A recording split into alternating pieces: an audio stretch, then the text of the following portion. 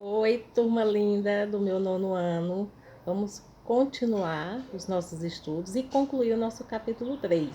Hoje, eu, professora Marla, vamos falar um pouco sobre o que foi o movimento tenentista, a coluna Prestes e a Revolução de 1930. Primeiro, o que foi o movimento tenentista, assim como era chamado de o tenentismo?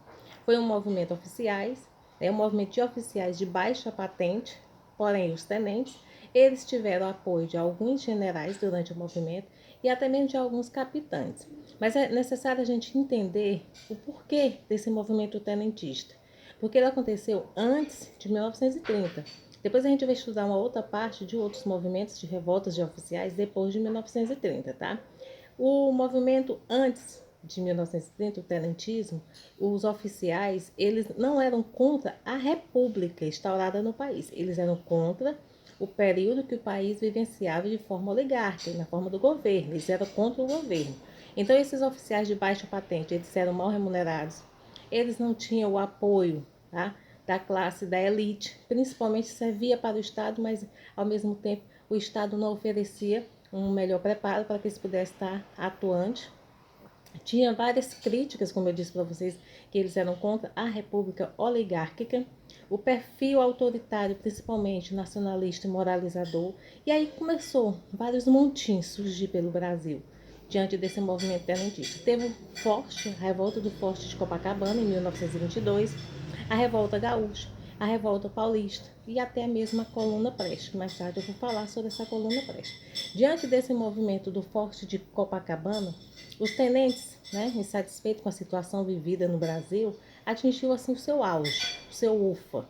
E aí, quando o Hermes da Fonseca, Marechal Hermes da Fonseca, foi preso, Marechal Hermes da Fonseca era do lado dos tenentes, apoiava os tenentes. Quando ele foi preso, e aí o clube de militar foi fechado, e aí o movimento teve maior força. E eles enfrentaram o governo.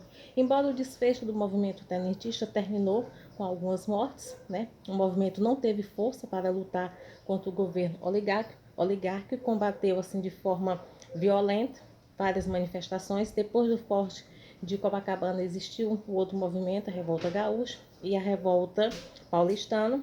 No levante de 1924, o principal objetivo do movimento era a deposição do presidente Arthur Bernardes e a reforma de um regime político. Tá? Em reação ao governo do Rio Grande do Sul, os tenentes se revoltaram contra a manutenção da oligarquia local e o desfecho disso aí foi surgir a coluna Prestes, o principal líder da coluna Prestes era Luiz Carlos Prestes.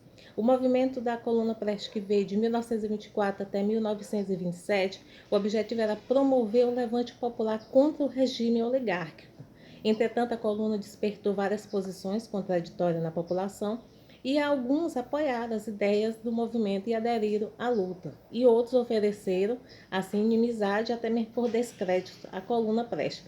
Eles saíram do Rio Grande do Sul, marcharam em direção à região sudeste, São Paulo, Rio de Janeiro, tiveram vários apoios, tá?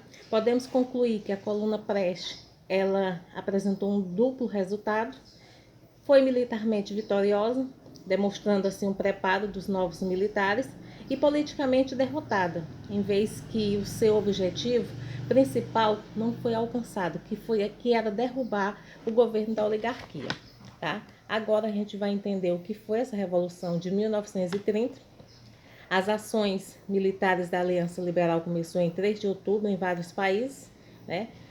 Em vários pontos aqui do nosso país. No dia 24, os militares cercaram o Palácio de Guanabara, prenderam o último presidente oligárquico, que foi o Washington Luiz. Em 3 de novembro de 1930, com o apoio dos militares, inclusive da baixa patente, os oficiais, tenentes, alguns generais e também alguns capitães, Getúlio Vargas assumiu o governo por meio de um golpe de Estado, assim chamada Revolução de 1930, chega ao fim da República Oligárquica. E aí começa a Era Vargas. E a gente vai ver nos nossos próximos capítulos, tá? Qualquer dúvida, a gente vai entrar em contato agora, depois da nossa aula, no plural, para o nosso momento tirar dúvidas e resolver algumas atividades propostas no nosso material. Um grande beijo e até a nossa próxima aula.